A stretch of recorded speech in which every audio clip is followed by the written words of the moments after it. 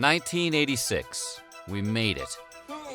What should we do now? 86 would feature some of the most iconic 80s moments, from some of the most tragic to some of the most goofy. That's weird. What the hell is goofy?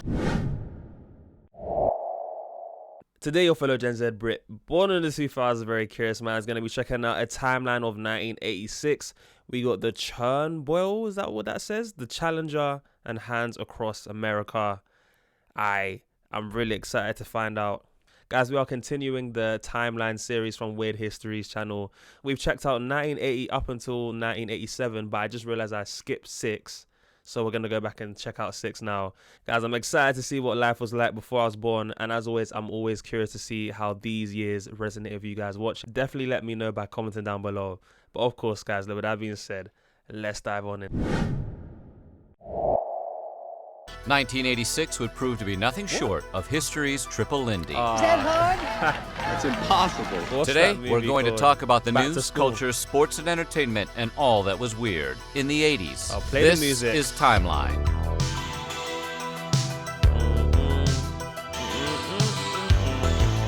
Today, we're about to get our fix. This is Jennifer. 1986 started out bad for PC users. On the first, 19-year-old programmer Basit Farooq Alvi and his brother Amjad Farooq Alvi unleashed Brain, the first computer virus to attack MS-DOS. When the brothers created the virus, they were running a computer store out of Pakistan and noticed that their customers were circulating illegal copies of their software. The brothers posted their names, phone numbers, and the shop's address in the virus code, so when someone used the duplicated software, the bootlegger's computer would freeze. The virus spread so fast, the UK and America reported infected computers within days. While we're on the subject of computers, January 16th in San Diego, we would see the Internet Engineering Task Force form, who would develop and coordinate the operation, management, and evolution of the Internet. Their mission was to make the Internet work better by producing high-quality, relevant technical documents that influence the way people design, use, and manage the Internet. And yes, there was an Internet in 1986. The following day... That's very interesting. I wouldn't have guessed. I mean, I know around this time computers are really becoming a thing, but I'm sure that it's still at this point the internet wasn't really widespread from what I'm aware. So this is probably its early stages, because whatever I'm seeing on the screen, I've never seen before in my life. So that's pre the internet that I'm used to. And yes, there was an internet in 1986. The following day, on the 17th, President Reagan signed a secret order authorizing direct U.S. arms shipments to Iran through the CIA and other government connections. The order instructed the CIA not to tell Congress about the operation. In what would soon be called the Iran-Contra affair, this secret U.S. arms deal traded missiles and other weapons in order to free Americans held hostage in Lebanon. But it also used funds from the arms deal to support armed conflict in Nicaragua. We'll be hearing more about that later this year.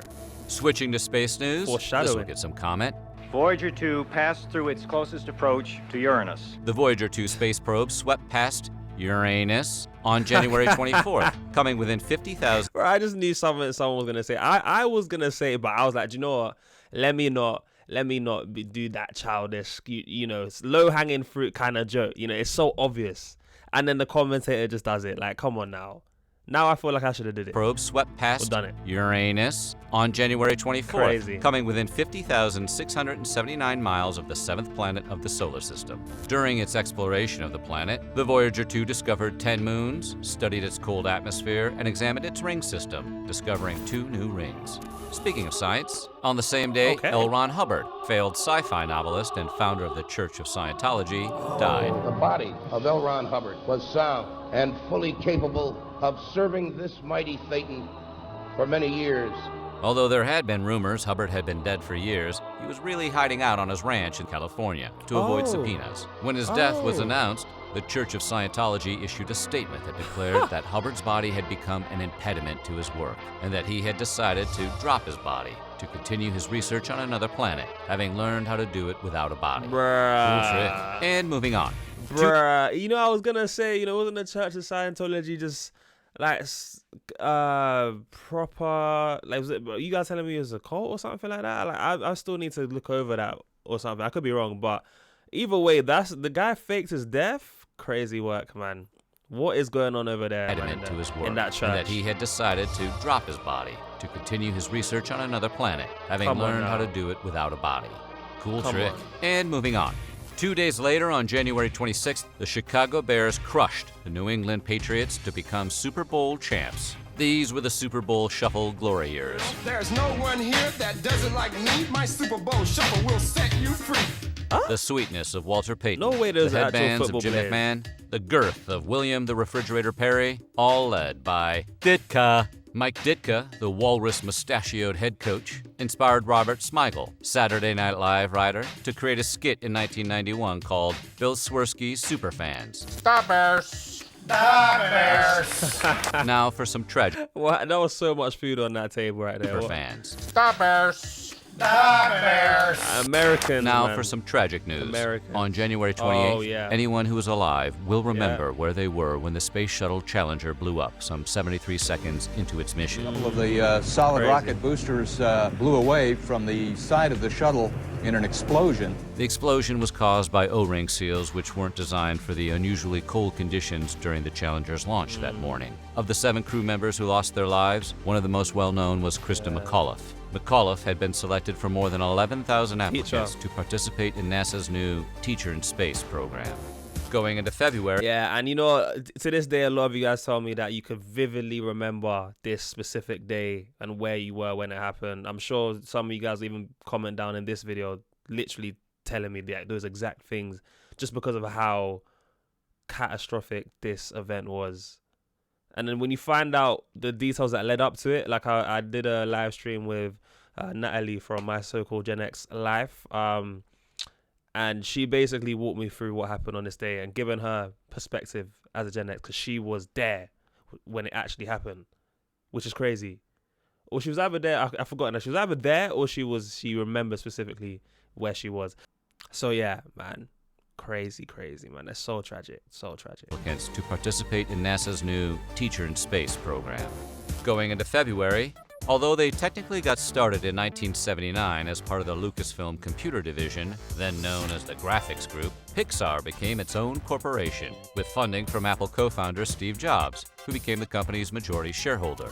Meanwhile, in the I love a bit of Philippines, on Pixar. February 7th, President Ferdinand Marcos was caught in a sketchy voters poll scandal in that year's snap presidential election. Ooh. When the votes were recounted, it showed that Corazon Aquino won with almost 70% of the votes. Yikes. You mean That's you haven't crazy. played yet? Corruption. We can play it on my Nintendo Entertainment System. Legend of It's Zelda. the Legend of Zelda, and it's really rad. Those creatures from Guyana are pretty bad.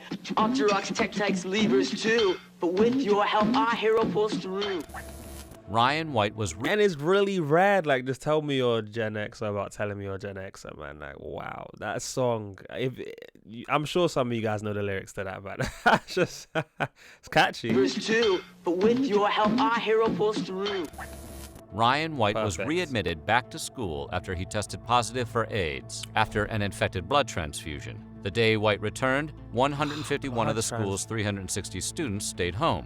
At the same time, White was working as a paperboy. Wait. How many people stayed home? And he got it through a blood transfusion. That's wild stuff, man. Come on now. After an infected blood transfusion. The day White returned, 151 of the school's 360 students stayed home. At the same time, White was working as a paperboy. Many of the people on his route canceled their subscriptions, believing at the time that AIDS could be transmitted through newsprint. In late February, No, that's crazy because people generally did think that. So you're telling me half the people in the school, almost half the people in school didn't show up.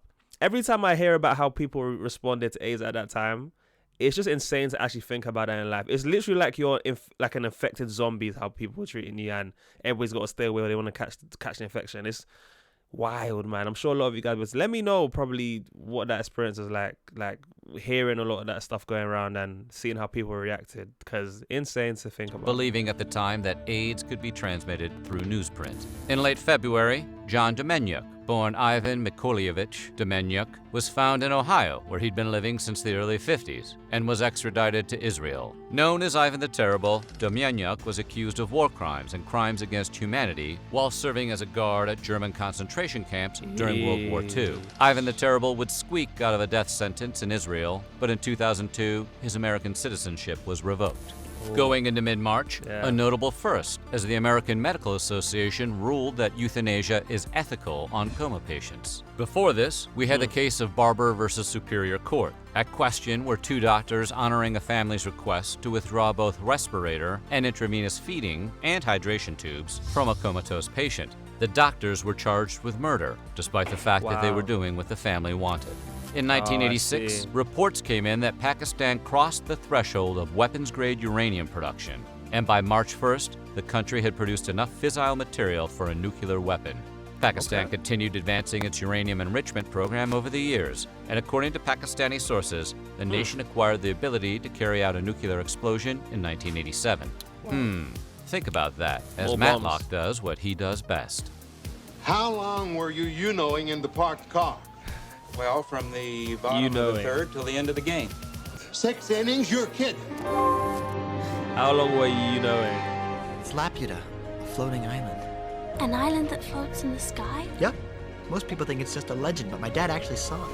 On Love a bit April of 8, anime. 1986, Clint Eastwood became the mayor of the small seaside city of Carmel, California. Eastwood decided to run just hours before the deadline to enter the race, after several run-ins with Carmel officials and its mayor. Dirty Harry wanted Carmel to develop business. Incumbent Charlotte Townsend and city officials wanted to keep the seaside town small. How do you feel your campaign is going so far? Gosh, can't you ask something original?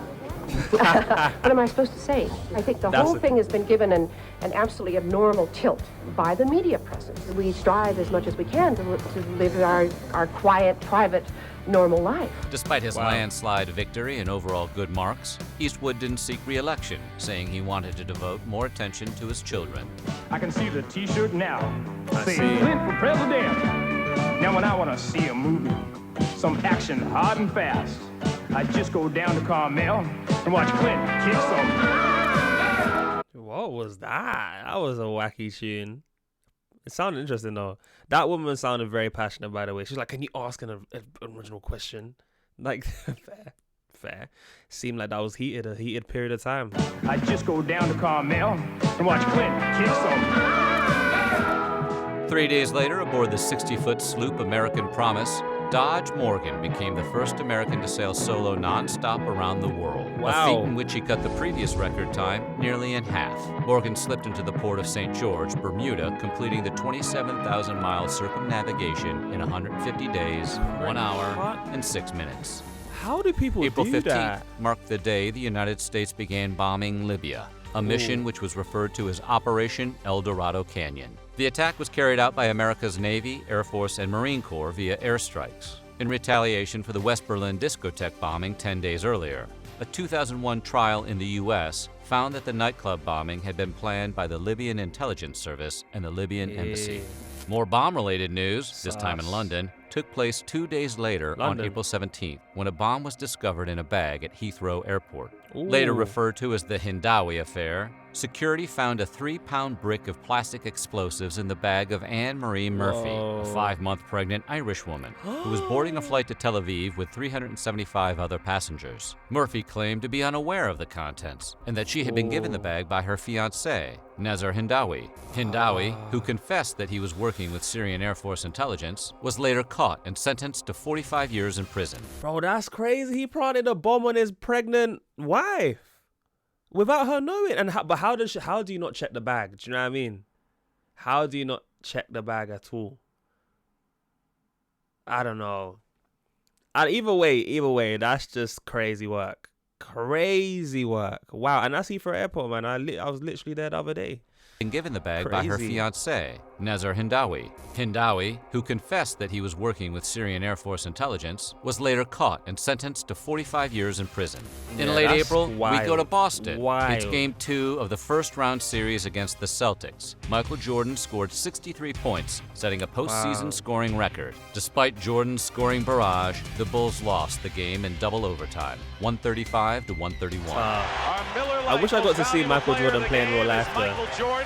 with an 63. all-time record 63 points. Boston eventually swept the 3-game series and went on to win the NBA championship. But it was an incredible playoff performance. That wasn't Michael Jordan out there. It was God disguised as Michael Jordan. The following day, on April 21st, Geraldo Rivera hosted Legend. The Mystery of Al Capone's Vaults, a live 2-hour syndicated special. But over here is the main event. This is what you've come to see, and this is why we're here.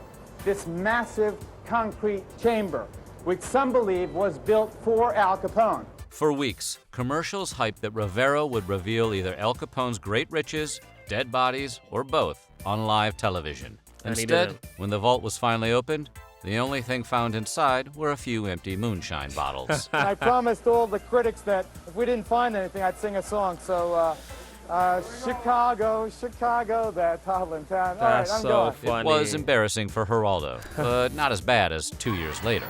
On November 3rd, 1988, when on Geraldo's talk show, a white supremacist broke Geraldo's nose with a chair, marking a point when Geraldo Rivera became synonymous with trash journalism.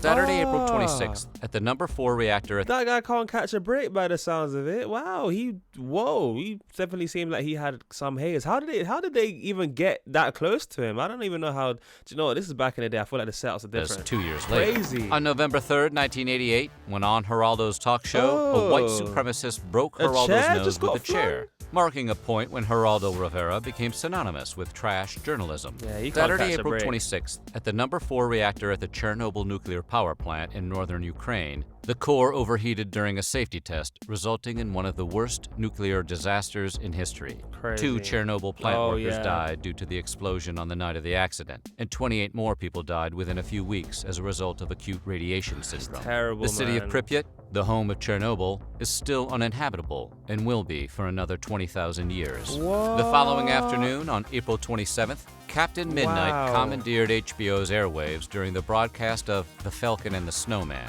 in protest of the network's increasingly high $12.95 monthly fee. The protest came in the form of a message on a color bar screen, which stayed on air for 4.5 minutes. The FCC and the FBI quickly caught up with Captain Midnight, a.k.a. John R. McDougal. McDougal was hit with a $5,000 fine, 1 year unsupervised probation, and a 1-year suspension of his amateur radio license, and the respect of a nation.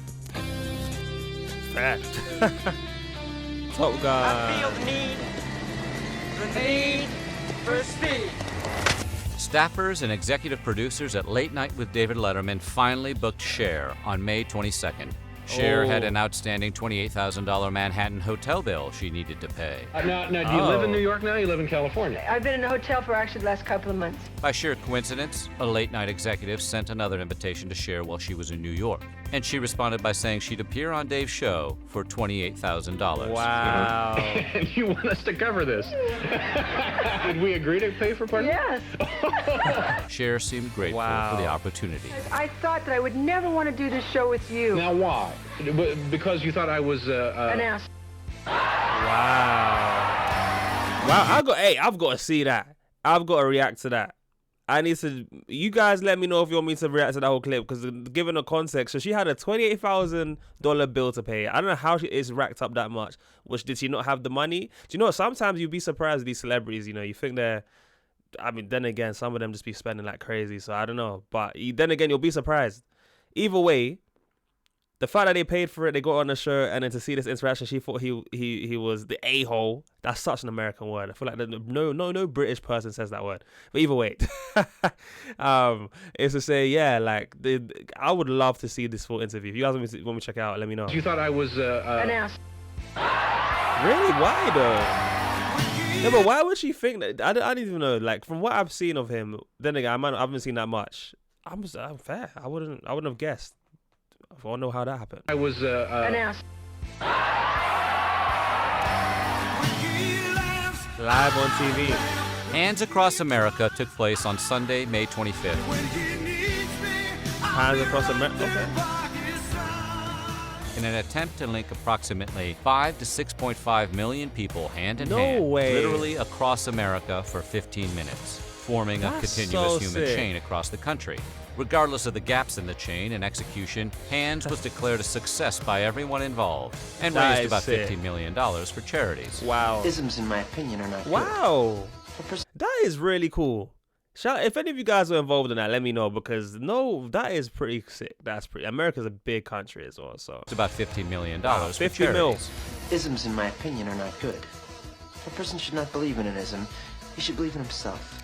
Classic. I quote John Lennon, I don't believe in Beatles, I just believe in me. On June 8th, Austria chose Kurt Waldheim as their president. Congratulations, Austria. During his campaign, however, Waldheim failed to mention his past as an intelligence officer in Nazi Germany's Wehrmacht during World War II. Oops. Sorry. Ultimately, Waldheim's past was outed by witnesses, photographs, medals, and commendations given to him, and by his own signature on documents linked to massacres and deportations. After his term ended in 1992, Waldheim did not seek re-election. But in 1994, Pope John Paul II awarded Waldheim a knighthood in the Order of Pius IX, and his wife a papal honor. What's up with that, JP2? Back to '86 and some tragic sports news. It started when Len Bias was selected as the second overall pick in the 1986 NBA draft by the Boston Celtics. That's pretty good, right? He had a great career at Maryland. Many people think he may be the best athlete in the draft. Bias was already anointed to be the next great Celtic. Expectations were set so high, Red Auerbach even said he knew he was going to draft Bias when he saw him play 3 years earlier as a sophomore at Maryland. On June 19th at 8:55 a.m., Bias would be pronounced dead at Leland Memorial Hospital in Riverdale, Maryland, of cardiac arrhythmia related to cocaine use. Staying with sports, let's move to soccer, when on June 22nd, the world witnessed a miracle when Argentine footballer Diego Maradona scored a goal in a quarterfinal match between Argentina and England during the 1986 FIFA World Cup. After the match, Maradona stated that the goal was scored with the help from the hand of God, or the hand of Maradona, if you look closely. That 2005, that picture is so damning, man, because it's so explicitly a handball. And they got away. That's crazy work. Or the hand of Maradona, if you look closely. In 2005, 19 years after scoring the controversial goal, Maradona confessed on a televised program. Oh, did he? If I could apologize, go back and change history, I would. But the goal is still a goal. Argentina were proclaimed World Cup champions, and I was the best player in the world. I cannot change the story. 4 days later, in a landmark U.S. Supreme Court decision on June 26th, it was ruled that the insane cannot be executed for their crimes. In government news, the Meese report was released on July 9th. It is a pleasure today for me to present to Attorney General Meese the following report of the Commission on Pornography. The report was the result of an investigation into pornography ordered by President Reagan. While the main takeaway from the report was that porn led to sex crimes, most people were just shocked by how explicit some of the descriptions were. Rutledge Hill Press of Nashville sold a book version of the Meese report called Final Report of the Attorney General's Commission on Pornography. The book was deemed so filthy, most bookstores refused to carry it. Moving on to music, July 14th, Motley Crue's Vince Neil began a 30-day jail sentence for vehicular homicide. In December of '84, Hanoi Rocks drummer Nicholas Razzle Dingley jumped into Neil's De Tomaso Pantera, and the two sped off to a local Redondo Beach liquor store. Neil lost control of the car and hit an oncoming vehicle. The two occupants of the other car were injured and suffered brain damage. Dingley was killed. Neil was charged with vehicular manslaughter and driving under the influence of alcohol. His blood alcohol content was 0.17. California's legal limit at the time was 0.10. Beside the 30 days, Neil was forced to pay $2.6 million in restitution and serve 200 hours of community service. Motley Crue dedicated its next album, Theater of Pain, to Dingley. I guess they didn't care about those brain damaged people. Bro, yeah, man, that's reckless. It's so reckless. And even was seatbelts mandatory at the time? I know the rules are different back then. Like, I don't know if this. I feel like in the 80s is where things started to change. From what I'm aware, with that whole drinking and driving stuff that I was seeing a lot of during the 70s and some movies and stuff. Like, you could drink and Wow. But then that just goes to show, isn't it? A lot of the regulations we have now are just because of, unfortunately, tragic events. But I'd be curious to know if this was if seatbelts were mandatory around this time, right? Well, either way, crazy. Still a tragic moment, man. Reckless driving, man. Crazy. I guess they didn't care about those brain damaged people. Aliens Premiere. I might check out that movie. Get away from her, you bitch! Thanks to an unhealthy weight, dehydration, bad eating habits, and a drug relapse on the Grateful Dead's recent stadium tour, Jerry Garcia collapsed into a diabetic coma, waking up 5 days later on July 15th. Garcia had to learn how to walk and play the guitar again. But by December 15th, the Dead returned to the Oakland Coliseum Arena, where they headlined a series of 3 gigs. Garcia would hang on until August 9th, 1995, when he died 8 days after his 53rd birthday of a heart attack in his room at a rehabilitation clinic near San Francisco. His life was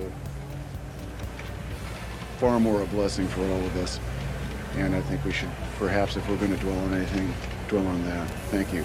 On August 18th, a 34-year-old John Tesh made his debut appearance on Entertainment Tonight after spending years as a local news anchor and reporter in Nashville and Orlando. John Tesh will be sitting in this seat from now on, and it sure is fun to be working with you now. Tesh co-hosted E.T. for 10 years with Mary Hart, leaving to focus on a career in music where he's released over 60 albums, even doing the theme song for the NBA on NBC. Wow. The success of Star Trek, both motion picture and television show, has blazed the trail for this fall's new Star Trek The Next Generation. Let's flash forward to April 24th, when Tesh played a holographic Klingon in an episode of Star Trek The Next Generation.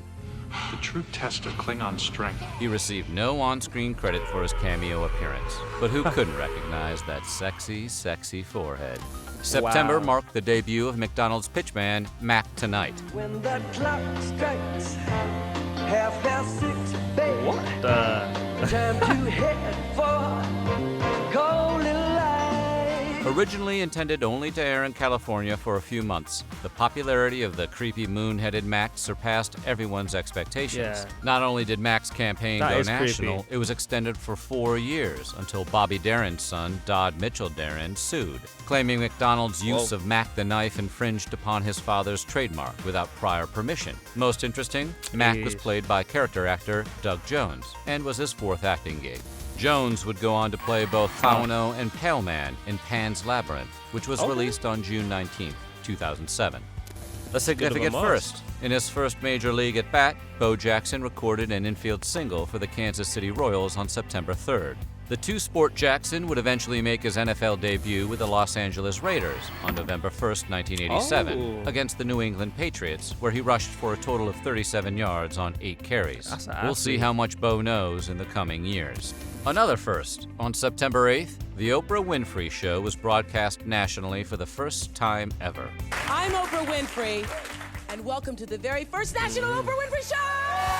The Oprah Winfrey Show would air nationally for 25 seasons, giving us some pretty memorable moments, such as Skinny Oprah's Little Red Wagon of Fat, the Oprah Book Club, Oprah's Favorite Things episodes where she'd give her studio audiences cars and houses, and this. We've never seen you behave this way before. I know.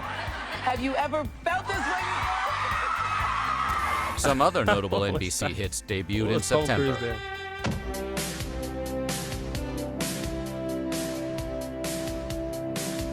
I have no clue what this is. Good to Lord, the gas is on. I forgot to light the oven. Oh! Well, I guess we'll have to order in. We go to Ohio, where in late September, close to 1.5 million balloons were launched from Cleveland's Public Square. No way. They went. It's completely covering the terminal tower. Look at that! But a storm turned a balloon fest into a balloon nightmare. Beyond the mess, the balloons caused a local airport's runway to shut down and caused permanent damage to one woman's prized Arabian horses. So many balloons covered Lake Erie that the Coast Guard had to call off a search and rescue mission for 2 fishermen who had been reported missing earlier that day. Into October. Wow. I mean, yeah, that's just so random. I was in Cleveland as well for quite a bit as well. That's just so funny. I mean, it's not funny considering what happened afterwards, but yeah, wow. It caused a local airport's runway to shut down and caused permanent damage to one woman's prized Arabian horses. So many balloons covered Lake Erie that the Coast Guard had to call off a search and rescue mission for 2 fishermen who had been reported missing earlier that day. Into October, and on the 6th, a Soviet submarine called the K-219 was involved in what has become one one of the most infamous submarine incidents during the Cold War. Armed with 16 ballistic missiles, each carrying 2 warheads, the K-219 sank about 600 miles east of Bermuda. One of its nuclear reactors had overheated, and Soviet seaman Sergei Preminin manually shut it down, but sealed his death in the process. It was later revealed that highly radioactive plutonium-239 was released in the mishap. After being criticized by the media for inciting violence at their concerts, most recently at a gig at the Long Beach Sports Arena where 40 people were injured during a pre-show gang fight, Run DMC finally called for a day of peace among Los Angeles street gangs on October 8th. The next day, The Phantom of the Opera opened at Her Majesty's Theatre in London on October 9th, starring Michael Crawford in the title role with Sarah Brightman as Christine. Fun phantom fact, Crawford's mask originally covered his entire face and remained in place throughout his performance, obscuring the actor's vision and muffling his voice. Soon afterwards, Phantom's half mask was designed to replace it, and the musical's unmasking scene was added. On October 9th, The Late Show with Joan Rivers premiered on the new Fox network. It would mark the first time a woman got to host a late-night TV talk show in the U.S. Rivers took the gig because she thought NBC would never give her The Tonight Show, where Rivers would guest host when Johnny Carson took the night off. When Carson found out Rivers jumped ship to Fox, he blacklisted her, and the two friends never spoke again. It was a little after 10 a.m. on October. I feel like Johnny Carson had like a chokehold over like late night shows and stuff around this time period, right? Like if Johnny Carson gave you the green light, then boom, you know what I'm saying, your career was probably made. And if he blacklisted you, the opposite happens. And you know what? Even looking back at those kinds of things retroactively, considering the kinds of things I hear nowadays about what people in power have done, low key, as much as I'm sure Johnny Carson was loved, well, unless he wasn't, I wouldn't be surprised if there was something behind the scenes or something of him. There's something crazy just because of what you hear these days. But yeah, man, I don't know. Maybe you guys are gonna tell me that there's something that happened. I don't know. But either way, just food for thought. I could be just drawing at nothing here, but it's just something I'm just thinking about. When Johnny Carson took the night off. When Carson found out Rivers jumped ship to Fox, he blacklisted her, and the two friends never spoke again. It was a little after 10 a.m. on October 23rd when Keith Haring began painting a 100-yard-long mural along a portion of the Berlin Wall. This is probably the most famous and most significant wall because it is a wall that separates and is protected by death or the threat of death to cross it. The commissioned project was highly publicized and equally risky for Haring. West Berlin policemen shouted at him through bullhorns, taunting that he was in their country without a visa. Haring finished the mural the same day, but the piece didn't last for very long. The mural was soon vandalized and painted over by other artists. It was destroyed by the time the Berlin Wall came down on November 9th, 1991. Wow. We go now to the 10th inning of the 6th game of the World Series between the New York Mets and the Boston Red Sox, where on October 25th, Bill Buckner allowed a Mookie Wilson ground ball to pass through his legs. Little roller up along first, behind the bag! Buckner's error allowed the Mets to score and win the game. The Mets went on to win the series. Buckner was blamed for the series loss. That and the curse of the Bambino, of course. Moving into November, 3 long years after their first single, Kooky Puss, was independently released, the Beastie Boys dropped License to Ill on November 15th, and the suburbs were never the same again. License to Kill, right? That's the woman. That's ill, Joan. Okay, sorry about this. Their album is called License to Ill. That's a stupid name for an album. The Beasties' debut LP produced 7 singles, helping it go platinum on February 2nd, 1987, and eventually certified diamond on March 4th, 2015. That's 10 million albums sold. We go to the ring, and with a... I'm not too familiar with the Beastie Boys. I know a lot of you guys have been telling me to check them out. I still haven't yet, but interesting group. I think I've seen one song from them, which I thought was really, really weird, but I have to check out some more stuff. 15. That's 10 million albums sold. We go to the ring, and with a 2nd round TKO of Trevor Berbick, Mike Tyson became the youngest heavyweight champion ever, winning the WBC belt on November 22nd. Tyson would go on to unify the heavyweight championship belts, winning the WBA belt with a decision over James Bone Crusher Smith, and the IBF belt with a decision win over Tony Tucker. Being such an iconic 80s figure, you get endorsements. On September 18th, 1987, Nintendo's Mike Tyson's Punch-Out debuted, where you could fight such classic opponents as King Hippo, Mr. Sandman, and Soda Popinski. Backdate. I wish I got to see that version of Mike, man. That's what I'm gonna say. Opponents as King Hippo, Mr. Sandman, and Soda Popinski. Back to 86, the Iran-Contra affair erupted on November 25th as President Ronald Reagan and Attorney General Edwin Meese revealed that profits from secret arms sales to Iran had been diverted to Nicaraguan rebels.